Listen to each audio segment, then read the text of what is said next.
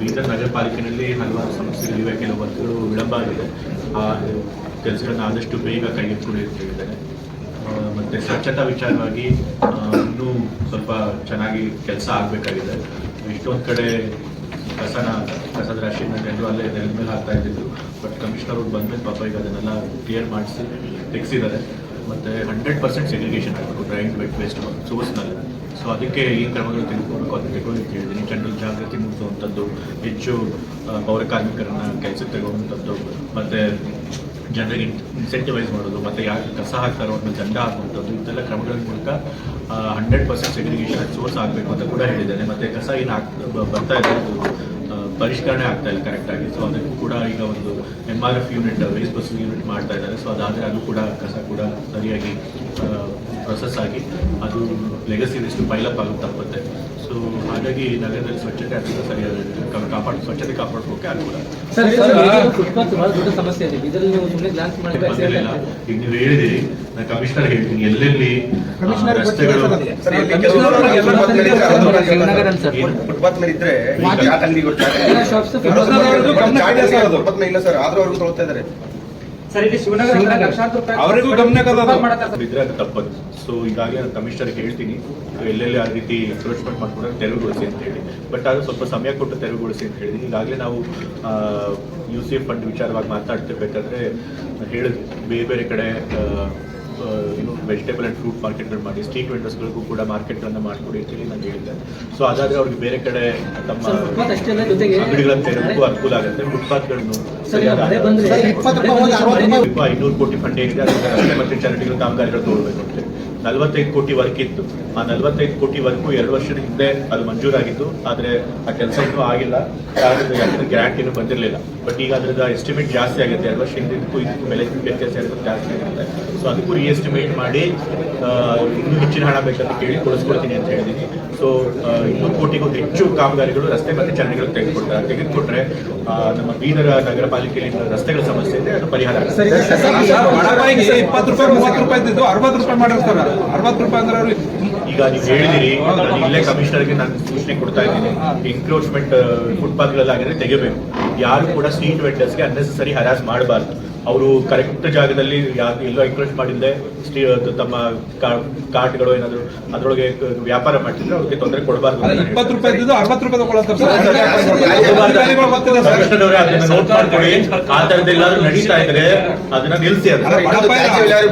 ಮಾತಾಡಿ sir, dump ಮಾಡ್ತಾ ಇದ್ದಾರೆ ಸರ್, ಈ ಸುತ್ತಮುತ್ತಲು ಮಾಡ್ತಾ ಇದ್ರೆ ಅಲ್ಲಿ ನಿಲ್ಸಿದೆ ಸರ್. ಉಪಲೋಕಾಯುಕ್ತರು ಭೇಟಿ ಕೊಟ್ಟಿದ್ರು ಸರ್, ಅಲ್ಲಿ ಇದು ಮಾಡಿದೆ ಸರ್. ಬಟ್ ಈಗ ಮತ್ತೊಂದ್ ಕಡೆ ಆಗ್ತದೆ ಗೋರ್ನಳ್ಳಿ ಸರ್, ಅಲ್ಲಿ ಸುತ್ತಮುತ್ತ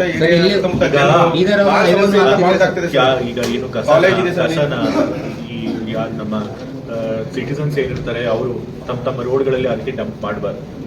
ಮನೆಯವರು ಅದನ್ನು ಬ್ಯಾಗ್ ನಲ್ಲಿ ಕಲೆಕ್ಟ್ ಮಾಡಿ ಅದ್ರೊಳಗೆ ಒಣ ತ್ಯಾಜ್ಯ ಮತ್ತೆ ಹಸಿ ತ್ಯಾಜ್ಯನ ಪ್ರತ್ಯೇಕ ಮಾಡಿ ಅದಕ್ಕೆ ಸಪರೇಟ್ ಕವರ್ಗಳಲ್ಲಿ ಹಾಕಿ ಇಡಬೇಕು. ನಮ್ಮ ಕಾರ್ಪೊರೇಷನ್ ಅವರು ಬಂದು ಅದನ್ನ ಒಂದು ಟೈಮಲ್ಲಿ ಕಲೆಕ್ಟ್ ಮಾಡ್ತಾರೆ. ಅವಾಗ ಸಪರೇಟ್ ಆಗಿ ಒಣ ತ್ಯಾಜ್ಯ ಮತ್ತೆ ಹಸಿ ತ್ಯಾಜ್ಯ ಕೊಡಬೇಕು. ನಮ್ಮಲ್ಲಿ ಪೌರ ಕಾರ್ಮಿಕರ ಸ್ವಲ್ಪ ಕೊರತೆ ಇತ್ತು. ಈಗ ಸುಮಾರು ಎಷ್ಟು 300 ತಗೊಳ್ತಾ ಇರೋದಿಲ್ಲ, 205 ಪೌರ ಕಾರ್ಮಿಕರನ್ನ ಈಗ ತಗೊಳ್ತಾ ಇದ್ದಾರೆ. ಅದು ತೆಗೆದುಕೊಂಡ್ರೆ ಸೊ ಈ ಸ್ವಚ್ಛತೆಯನ್ನ ಕಾಪಾಡೋದಕ್ಕೆ ಹೆಚ್ಚು ಜನರು ಸಿಕ್ಕದಂಗೆ ಆಗುತ್ತೆ. ಮತ್ತೆ ನಾನು ಈಗಾಗಲೇ ಹೇಳಿದಂಗೆ ಸೆಗ್ರಿಗೇಷನ್ 100% ಸೋರ್ಸ್ ಆಗಬೇಕು. ಮನೆಗಳಲ್ಲೇ ಅದನ್ನ ಪ್ರತ್ಯೇಕ ಮಾಡಿ ಕೊಡಬೇಕು. ಅದಕ್ಕೆ ಜನರ ಜಾಗೃತಿ ಮೂಡಿಸೋದಕ್ಕೆ ಕಾರ್ಯಕ್ರಮ ತೆಗೆದುಕೊಳ್ಳಿ. ಮತ್ತೆ ಯಾರಾಗ್ತದೆ ಕಸ ಹಾಕ್ತಾರೆ ಅವ್ರ ಮೇಲೆ ಕಟ್ಟುನಿಟ್ಟಿನ ಕ್ರಮ ತೆಗೆದುಕೊಳ್ಳಿ, ಅವ್ರಿಗೆ ದಂಡ ವಿಧಿಸಿ ಅಂತ ಕೂಡ ಹೇಳಿದ್ದೀನಿ. ಗ್ರಾಮಸ್ಥ ವಿರೋಧರಿಗೂ ಮಾಡ್ತಿದ್ದಾರೆ ಸರ್. ಸೊ ಅದನ್ನೆಲ್ಲ ಹೋಗಿ ಅಂತ ಕಡೆ ಎಲ್ಲ ಹೋಗಿ ಕ್ಲಿಯರ್ ಮಾಡಿಸಿದ್ದು ಕೂಡ ಹೇಳಿ ಸರ್. ಈಗ ಮಾರ್ಷಲ್ ವಿಚಾರವಾಗಿ ಆ ಕಡೆ ಬೆಂಗಳೂರು ಭಾಗದಲ್ಲಿ ಕಸ ಹಾಕಿದ್ರೆ ಮಾರ್ಷಲ್ಗಳು ಫೈನ್ ಹಾಕ್ತಾರೆ, ಆ ಕಡೆ ಸ್ವಲ್ಪ ನೀಟಾಗಿ ನೋಡ್ಕೋತಾರೆ. ಬಟ್ ಈ ಭಾಗದಲ್ಲಿ ಮಾರ್ಷಲ್ಗಳಿಲ್ಲ, ಈ ಪೌರ ಕಾರ್ಮಿಕರಿಗೆ ಯಾರೇ ಹೆದರಲ್ಲ, ಅವರಿಗೆ ಹೆದರ್ಸ್ತಾರೆ. ಹಾಗಾಗಿ ಮಾರ್ಷಲ್ಗಳು ಏನಾದರೂ ನೇಮಕ ಮಾಡ್ತಾರೆ, ಯಾಕಂದ್ರೆ ಕಸ ಹಾಕಿ ಹೇಳಿದ್ದೀನಿ. ಯಾರು ಕಸ ಹಾಕ್ತಾರೋ ಅವ್ರನ್ನ ಕಟ್ಟುನಿಟ್ಟಿನ ಕ್ರಮ ತೆಗೆದುಕೊಳ್ಬೇಕು. ಇನ್ಫ್ಯಾಕ್ಟ್ ಎಲ್ಲ ಕಡೆ CCTV ಕ್ಯಾಮ್ರಾ ಇರಬೇಕು ಪ್ರತಿಯೊಂದು ಬೀಚ್ನಲ್ಲೂ ಕೂಡ. ಈಗ ಸದ್ಯಕ್ಕೆ ಆಗಿದೆಯೋ ಇಲ್ಲೋ ಗೊತ್ತಿಲ್ಲ ಫೆಸಿಲಿಟಿ, ಬಟ್ ಆದರೂ ಕೂಡ ಕಸ ಹಾಕಿದವ್ರ ಮೇಲೆ ದಂಡ ವಿಧಿಸಬೇಕು ಅಂತ ಹೇಳಿದ್ದೀನಿ. ಪೌರ ಕಾರ್ಮಿಕರು ನೋಡಿದ್ರೆ ಗೊತ್ತಾಗುತ್ತೆ ಯಾವ ಮನೆಯವರು ಆಗ್ತಿರ್ತಾರೆ ಅಂತ ಹೇಳಿ, ಅಂಥವ್ರ ಮೇಲೆ ದಂಡ ವಿಧಿಸಿ ಅಂತ ಹೇಳಿದ್ದೀನಿ. ಮತ್ತೆ ಹೆಚ್ಚು ಪೌರ ಕಾರ್ಮಿಕರನ್ನು ತೆಗೆದುಕೊಳ್ಳಿ, ಸ್ವಚ್ಛತಾ ಕೆಲಸಗಾರರನ್ನು ತೆಗೆದುಕೊಳ್ಳಿ ಅಂತ ಹೇಳಿದ್ದೀನಿ. ಸೊ ಈಗಾಗಲೇ ಅದನ್ನು ಕೂಡ ತೆಗೆದುಕೊಳ್ತಾ ಇದ್ದಾರೆ. ಮತ್ತೆ ಅದು ಕೂಡ ಎಲ್ಲಾದ್ರೂ ಕಸ ಹಂಗೆ ಹಾಕಿದ್ರೆ ಅದನ್ನ ನೀವೇ ಅದನ್ನ ಕ್ಲಿಯರ್ ಮಾಡಿಸಿ. ಈಗ ಈ ನಗರ ಪಾಲಿಕೆಯಲ್ಲಿ ಒಂದು ಸ್ವಚ್ಛತಾ ಕೆಲಸಗಾರ ಕೊಡ್ತಾ ಇದೆ, ವೆಹಿಕಲ್ಗಳು ಕೂಡ ಕೊಡ್ತಾ ಇದೆ. ಸುಮಾರು 200 ವೆಹಿಕಲ್ಗಳ ಅಗತ್ಯ ಇದೆ, ಕಸನೆಲ್ಲ ತೆಗೆದುಕೊಂಡು ಹೋಗುವಂಥ ವೆಹಿಕಲ್ಗಳಲ್ಲಿ. ಆದರೆ ಅದು ಇದರಿಂದ 80 ವೆಹಿಕಲ್ಸ್ ಇದೆ. ಈಗ ಹೊಸದಾಗಿ ಮತ್ತೆ 71 ವಾಹನಗಳನ್ನು ತೆಗೆದುಕೊಳ್ತಾ ಇದ್ದಾರೆ. ಸೊ ಅದಕ್ಕೂ ಕೂಡ ಕ್ರಮ ತೆಗೆದುಕೊಳ್ತಾರೆ. ಸೊ ಅಷ್ಟು ವೆಹಿಕಲ್ಸ್ ಬಂದರೆ ಅವ್ರಿಗೆ ಎಷ್ಟು ಅಗತ್ಯ ಇದೆ ವೆಹಿಕಲ್ಸ್ಗಳು ಬಂದಂಗಾಗುತ್ತೆ, ಎಷ್ಟು ಸ್ವಚ್ಛತಾ ಕೆಲಸಗಾರ ಅಗತ್ಯ ಇದೆ ಅಷ್ಟು ಬಂದಂಗಾಗುತ್ತೆ. ಸೊ ಅದು ಆದಾಗ ಸ್ವಚ್ಛತೆಯನ್ನು ಕಾಪಾಡ್ಕೊಳ್ಳೋದು ಸಾಧ್ಯ ಆಗುತ್ತೆ. ನಗರದ ಓಣೆಗಳಲ್ಲಿ ಅದಕ್ಕೆ 2 ಕೋಟಿದು ಈಗಾಗಲೇ ಇದೆ ಹಣ. ಅದು ಬೇಗ ಆಕ್ಷನ್ ಪ್ಲಾನ್ ಮಾಡಿ ರಸ್ತೆ ಮತ್ತು ಚರಂಡಿಗಳ ಕಾಮಗಾರಿ ತೆಗೆದುಕೊಟ್ಟಿದೆ. ಮತ್ತೆ ಹಿಂದಿನ 45 ಕೋಟಿ ಇದೆ, ಅದಕ್ಕೂ ರೀಎಸ್ಟಿಮೇಟ್ ಮಾಡಿ ಅದು ಇನ್ನೂ ಜಾಸ್ತಿ ಆಗ್ತಿದೆ. 45 ಬಹುಶಃ 55-60 ಕೋಟಿ ಹಂಗಾಗ್ಬೋದು. ಸೊ ಸುಮಾರು 200ಕ್ಕಿಂತ ಹೆಚ್ಚು ಕೋಟಿಯಷ್ಟು ಕಾಮಗಾರಿ ರಸ್ತೆ ಮತ್ತು ಚರಂಡಿಗಳನ್ನು ತೆಗೆದುಕೊಳ್ತಾರೆ. ತಗೊಂಡಾಗ ನಿಮ್ಮಲ್ಲಿ ರಸ್ತೆ ಸಮಸ್ಯೆಯಿಂದ ಬಗೆಹರಿಯುತ್ತೆ. ಅದಕ್ಕೆ 100 ಕೋಟಿಗಿಂತ ಹೆಚ್ಚು ಹಣ ತಗೊಂಡಿದ್ರಲ್ಲ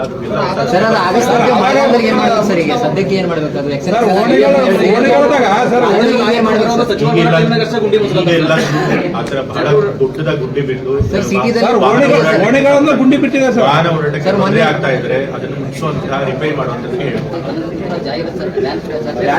ಅದು ಕೂಡ ವಿಚಾರ ಬಂತು ಸಭೆಯಲ್ಲಿ. ಅಡ್ವರ್ಟೈಸ್ಮೆಂಟ್ಗಳನ್ನ ತುಂಬಾ ಹೆಚ್ಚಾಗಿ ಹಾಕ್ಬಿಟ್ಟಿದ್ದಾರೆ. ಸೊ ಅದನ್ನೆಲ್ಲ ತೆಗ್ಸಕ್ಕೆ ಹೇಳಿದ್ರು. ಅದು ಸರ್ಕಾರಿ ಅಡ್ವರ್ಟೈಸ್ಮೆಂಟ್. ಆಮೇಲೆ ಅಡ್ವರ್ಟೈಸ್ಮೆಂಟ್ ಫೀನು ಕೂಡ ಕಲೆಕ್ಟ್ ಮಾಡಿಲ್ಲ. ಯಾಕೆಂತಂದ್ರೆ ಯಾರು ಕಲೆಕ್ಟ್ ಮಾಡಬೇಕು ಕಾಂಟ್ರಾಕ್ಟ್ ಕೊಟ್ಟಿದ್ರು ಅಂತ ಕೊಟ್ಟೇ ಇಲ್ಲ. ಸೊ ಅದ್ರ ಮೇಲೆ ಕ್ರಮ ತೆಗೆದುಕೊಳ್ಳಿ ಅಂತ ಹೇಳಿದ್ದೀನಿ. ಮತ್ತೆ ಎಲ್ಲೆಲ್ಲಿ ಆ ಥರ ಅಡ್ವರ್ಟೈಸ್ಮೆಂಟ್ ಹಾಕ್ಸಿದ್ದ ಅದನ್ನೆಲ್ಲ ತೆಗ್ಸಿ ಅಂತ ಕೂಡ ಹೇಳಿದ್ರು. ಇನ್ನೊಂದು ಪವರ್ ಕಾರ್ಯಕ್ರಮ ಇದೆ ಸರ್, ಈಗ ವರ್ಕ್ ಮಾಡ್ತಾ ಇದ್ರಲ್ಲ ಅವ್ರಿಗೆ ಯಾವುದೇ ಸೇಫ್ಟಿ ಇಲ್ಲ ಸರ್, ಗ್ಲೌಸ್ ಇಲ್ಲ ಸರ್. ಕೇಳಿದ್ರೆ ಅದಕ್ಕೆ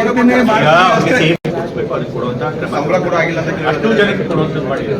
ನೀವು ತಗೊಳ್ತಾ ಇದ್ದೀರಲ್ಲ ಎಲ್ಲರೂ ಜನರಿಗೆ ಸರ್ ಸರಿ ಯೂಸ್ ಮಾಡಲ್ಲ ಸರ್. ಅದನ್ನ ಕಂಪಲ್ಸರಿ ಉಪಯೋಗಿಸಬೇಕು. ಅದಕ್ಕೆ ಕ್ರಮ ತೆಗೆದುಕೊಳ್ಳಿ. Okay sir, thank you. ನಾವು ನಿಭಾಯಿಸಬೇಕು. ಈ ಖಾತೆ ಬೇಡ ಆ ಖಾತೆ ಬೇಡ ಅಂತ ಕೇಳಕ್ಕಾಗಲ್ಲ. ನಿಮಗೆ ಒಳ್ಳೆ ಖಾತೆನೇ ಕೊಟ್ಟಿದ್ದಾರೆ. ಈಗ ನೋಡಿ ಇಷ್ಟು ಜನರ ಸಮಸ್ಯೆ ಇದೆ, ಇಷ್ಟೊಂದು ಜನರ ಸಮಸ್ಯೆ ಬಗೆಹರಿಸೋಕೆ ಅವಕಾಶ ಸಿಕ್ಕಿದೆ ನನಗೆ. ಸೊ ಹಾಗೆ ಸರ್ ಲಾಸ್ಟ್ ಸರ್ ಈಗ 1 ಕೋಟಿಯಷ್ಟು ಜನರನ್ನ ತೆಗೆಯುವಂತ ಸಾಧ್ಯತೆ ಇದೆ ಅಂತ ಹೇಳಿದ್ದಾರೆ. ಅದರೊಳಗೆ ಎಷ್ಟು ನಿಜವಾಗ್ಲೂ ASDD ಕ್ಯಾಟಗರಿ ಅಂತ ಮಾಡ್ಕೊಂಡಿದ್ದಾರೆ. ಯಾರು ಆಬ್ಸೆಂಟ್ ಆಗಿರ್ತಾರೆ, ಮುಸ್ರಿ ಕುದುರು ಸಿಕ್ಕಿಲ್ಲ ಅಂತಂದ್ರೆ, ಅಥವಾ ಸತ್ತಿರುವಂಥವ್ರು, ಅಥವಾ ಶಿಫ್ಟ್ ಆಗಿರುವಂಥವ್ರು, ಡೂಪ್ಲಿಕೇಟ್ ಮಾಡ್ಕೊಂಡಿರುವಂಥವ್ರು. ಸೊ ಅದ್ರೊಳಗೆ ಆಬ್ಸೆಂಟ್ ಆಗಿರೋದನ್ನ ಇವ್ರು ಇನ್ನೊಂದ್ಸರಿ ಹೋಗಿ ನೋಡ್ಬೇಕಾಗುತ್ತೆ. ನಮ್ಮ ಪಕ್ಷದ ಕಾರ್ಯಕರ್ತರು ವೇಲೆಗಳು ನಾವು ಯಾರು ನಿಲ್ಸಿರ್ತೀವಿ ಅವ್ರ ಹತ್ರ ಹೋಗಿ ಅಕಸ್ಮಾತ್ ತಪ್ಪಿದ್ರೆ ಆಬ್ಸೆಂಟ್ ಆಗಿದ್ರೆ ಅವ್ರ ಹತ್ರ ಹೋಗಿ ಇಲ್ಲ ನೀವು ಇನ್ನೊಂದ್ಸರಿ ಇನ್ಫಾರ್ಮೇಷನ್ ಕೊಡ್ತೀವಿ ಅಂತ ಹೇಳಿ ತೋರಿಸ್ಕೊಡ್ಬೇಕಾಗುತ್ತೆ. ಸತ್ತವ್ರಿಗೆ ಅಫ್ಕೋರ್ಸ್ ಏನು ಮಾಡೋಕ್ಕಾಗಲ್ಲ. ಡೂಪ್ಲಿಕೇಟ್ ಮಾಡಿದ್ರೆ ಅದು ತಪ್ಪು ಒಂದ್ ಕಡೆ ಮಾತ್ರ ಮಾಡ್ಕೊಡ್ತಾರೆ. ಶಿಫ್ಟೆಡ್ ಆಗಿರೋರಿಗೆ ಅಟ್ಲೀಸ್ಟ್ ಒಂದ್ ಕಡೆ ಆದರೂ ಅವರು ತಮ್ಮ ಇನ್ಫಾರ್ಮೇಷನ್ ಒಂದ್ ಕಡೆ ಆದರೂ ತಮ್ಮ ವೋಟರ್ಸ್ ಲಿಸ್ಟಲ್ಲಿ ರಿಜಿಸ್ಟ್ರೇಷನ್ ಮಾಡ್ಕೊಂಡು ಮಾಡಬೇಕು. ಅದನ್ನ ನಮ್ಮ BLOಗಳು ಮತ್ತು ಪಕ್ಷದ BLO ಎಲ್ಲರೂ ಒಗ್ಗಟ್ಟಾಗಿ ಮಾಡಬೇಕು. ನಾವು ನಮ್ಮ ಕ್ಷೇತ್ರಗಳಲ್ಲಿ ಅದನ್ನ ಮಾಡಿದ್ದೀವಿ. ಯಾವ್ದು ತೆಗೆದಿದ್ದಾರೆ ASDD ಇಂಥದ್ದೆಲ್ಲ ಅದನ್ನೆಲ್ಲ ವೆರಿಫೈ ಮಾಡ್ಕೊಳ್ಳಿ ಅಂತ ನಾವು ಹೇಳಿದ್ವಿ, ಸೂಚನೆ ಕೊಟ್ಟಿದ್ದೀವಿ. ಮತ್ತೆ ಅದರ ನಂತರ ಲಾಜಿಕಲ್ ಡಿಸ್ಕ್ರಿಪೆನ್ಸಿ ಅಂತ ಹೇಳಿ ಕೂಡ ತೆಗೆದು ಸಾಧ್ಯತೆ ಇರುತ್ತೆ. ಲಾಜಿಕಲ್ ಡಿಸ್ಕ್ರಿಪೆನ್ಸಿ ಅಂತ ತೆಗೆದ್ರು ಕೂಡ ಅವ್ರ ಹೆಸರು ಡ್ರಾಫ್ಟ್ ಬರುತ್ತೆ. ಬಂದಾಗ ನೋಟಿಸ್ ಕಳಿಸ್ತಾರೆ. ನೋಟಿಸ್ ಕಳಿಸಿದಾಗ ಆ ಲಾಜಿಕಲ್ ಡಿಸ್ಕ್ರಿಪೆನ್ಸಿನ ಸರಿ ಮಾಡಿಕೊಳ್ಳೋಕೆ ಅವಕಾಶ ಸಿಗುತ್ತೆ. ಸೊ ಅದನ್ನು ಕೂಡ ಮಾಡಬೇಕು ಅಂತ ಹೇಳಿ ನಮ್ಮ ಪಕ್ಷದ ಕಾರ್ಯಕರ್ತರಿಗೆ ಮೇಲೆಗಳನ್ನ ಹೇಳಿದ್ವಿ. ಸೊ ಆದಷ್ಟು ಜೆನ್ಯೂನ್ ವೋಟರ್ಸ್ ಲಿಸ್ಟಿಂದ ಅವ್ರ ಹೆಸರು ಕೈ ಬಿಡೋರಿಗೆ ನಾವು ನೋಡ್ಕೊಳ್ಳುವಂತ ಪ್ರಯತ್ನ. ಸರ್, ತಮಿಳುನಾಡಿಗೆ ಕಾವೇರಿ ನೀರು ವಿಚಾರದಲ್ಲಿ ಸರ್ ಸಂಘಟನೆಗಳು ಒಂದು 4-5 ದಿವಸಗಳಲ್ಲಿ ನೀರು ಚೆನ್ನಾಗಿ ಬಂದಿದೆ. ಇವಾಗ ಕಬಿನಿ ಡ್ಯಾಮ್ ತುಂಬಿದೆ, ಹಾರಂಗಿ ಡ್ಯಾಮ್ ತುಂಬಿದೆ. ಇವಾಗ ಕಬಿನಿ ನೀರು ಎಷ್ಟು ಹೋಗ್ತಾ ಇದೆ ಅಂದ್ರೆ ಸುಮಾರು 25,000 ಕ್ಯೂಸೆಕ್ಸ್ ಎಷ್ಟು ನೀರು ಹೋಗ್ತಾರೆ. ಸುಪ್ರೀಂ ಕೋರ್ಟ್ ಅವ್ರು ಹೇಳಿದಷ್ಟು, ಸಾರಿ CWMD ಅವ್ರು ಹೇಳಿದಷ್ಟು, ಅವ್ರು ಹೇಳಿದ್ರು 3,500 ಕ್ಯೂಸೆಕ್ಸ್ ಪ್ರತಿ ದಿವಸ ಕೊಡಿ 15 ದಿವಸ ತಕ್ಕ ಅಂತ ಹೇಳಿದ್ದಾರೆ. ಈಗಾಗಲೇ ನಾವು ಹೇಳಿದ್ಕಿಂತ ಜಾಸ್ತಿ ನೀರು ಹಾಗೆ ಹೋಗ್ತಾರೆ. ನಾವು ಬೇಕು ಅಂತ ಹೇಳಿದ್ರೆ ಕೊಡಕ್ಕಾಗಲ್ಲ. ಅಣೆಕಟ್ಟು ತುಂಬ ನೀರು ಹಿಂಗೆ ಇಟ್ಕೊಡ್ತೀರಾ, ನೀವು ಬಿಡ್ಲೇಬೇಕು. ಹಿಂದೆ ಕೂಡ ಬಗೆಹರಿಸಬೇಕು ಅಂತ ಅವ್ರು ಮಾಡಿದ್ದಾರೆ. ಅವರೆಲ್ಲ ಟೆಕ್ನಿಕಲ್ ಡೇಟಾ ತೆಗೆದುಕೊಂಡು ಮಳೆ ಕೊರತೆ ಇದ್ದ ಸಂದರ್ಭದಲ್ಲಿ ನಮ್ಮ 2 ರೈತರಿಗೆ ಎಷ್ಟೆಷ್ಟು ನೀರು ಕೊಡೋದು ತೀರ್ಮಾನ ಮಾಡ್ತಾರೆ. ಅದನ್ನು ತೀರ್ಮಾನ ಮಾಡಿದಾಗ ಅದಕ್ಕೆ ಬದ್ಧವಾಗಿರಬೇಕು. ಸುಪ್ರೀಂ ಕೋರ್ಟ್ ಅದನ್ನು ಮಾಡಿದೆ. ಅಕಸ್ಮಾತ್ ಅದು ಒಪ್ಪಿಗೆ ಇಲ್ಲ ಅಂತಂದ್ರೆ ನಾವು ಮೇಲ್ಮನವಿ ಮಾಡಬೇಕು. ಸಾಕಷ್ಟು ಸೂತ್ರಗಳನ್ನು ಅದಕ್ಕೆ ಇನ್ನೂ ನನಗೂ ಗೊತ್ತಾಗಿದೆ.